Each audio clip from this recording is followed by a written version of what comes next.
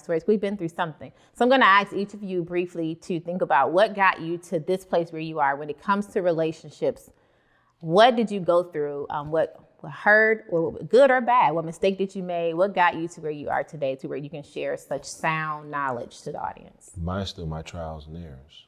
Trials and errors. Trials and errors. With marriage, divorces? Relationship and through marriage. The both times I was married, and I always tell people the first time was my fault, second time wasn't.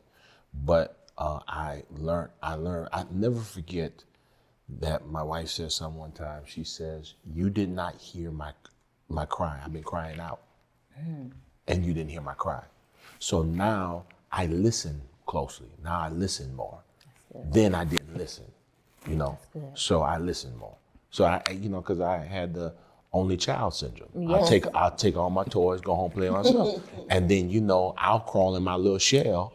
You know how I am. I crawl in my little shell and get in my remote control with TV. In the dark. In the dark. I got no problem with it. That's another show. Through my trials and through my errors. Yeah. I appreciate that. I like the lesson learned from there. Crystal?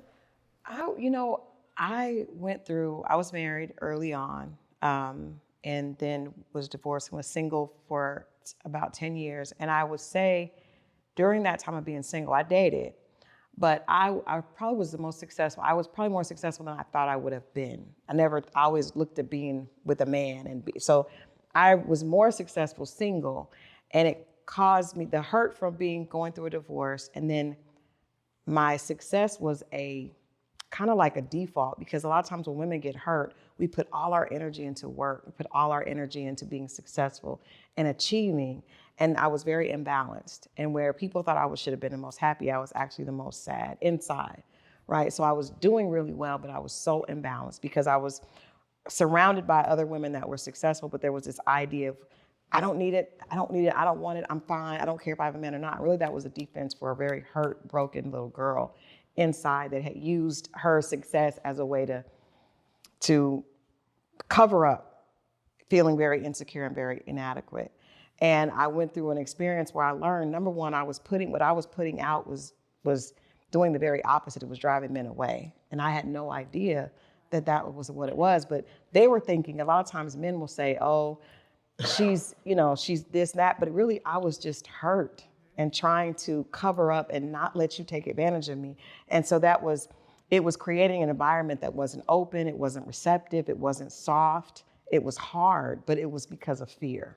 And so I think that going through that process and being taught by a woman that I respected, an older woman that I respected, that I was wrong, helped me immensely. And that's why I'm committed to doing a platform, because I can't speak to men about what they should be doing. Right.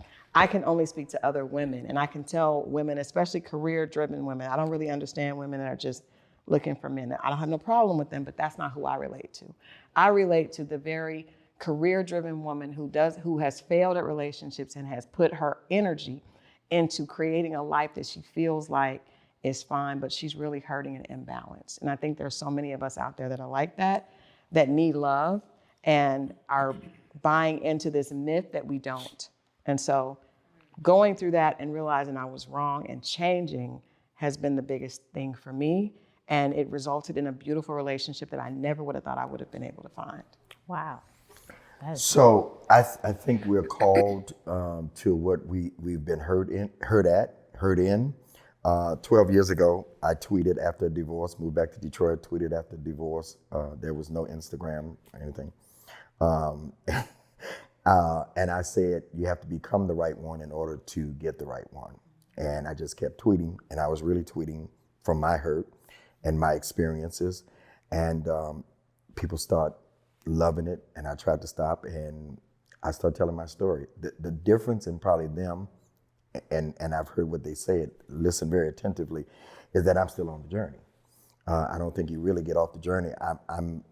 And my audience is a little different from yours. I talk to women mainly from a man's perspective, but I let them know through transparency, I'm very transparent, that I'm taking them on a journey. So I'm taking people on a journey of what I've been through and what I'm going through, and even my failures now. And that comes from transparency. I think a lot of people sometimes mess up when they don't tell the truth about what they're going through, and then to come back later, and then people find out that, and then that's when they call you a fake. No, I'm telling you exactly what I'm going through in transparency. So I'm called to heal, and the funny part of it is to live with some people that were married 67 years, and then you can't fully get it right. Oh wow. That's the thing. So I'm on the journey, still on the journey, sharing through transparency as a man to women, and it just so happened the brothers can't stand me. This one over here, right here, is one of the main ones. Man, why you keep saying, man, would you stop that? Why are you telling them everything? The women, they follow me, and I'm just sharing my journey from my hurt. I messed up in marriage, was a successful pastor, helped build an organization, a marriage, children, and got home after 20 years, 19 years. We had nothing to talk about but that. So that was my fault, because I was the man. Because you was the lead. I was the lead. I allowed it. No matter what she did, it was still my fault.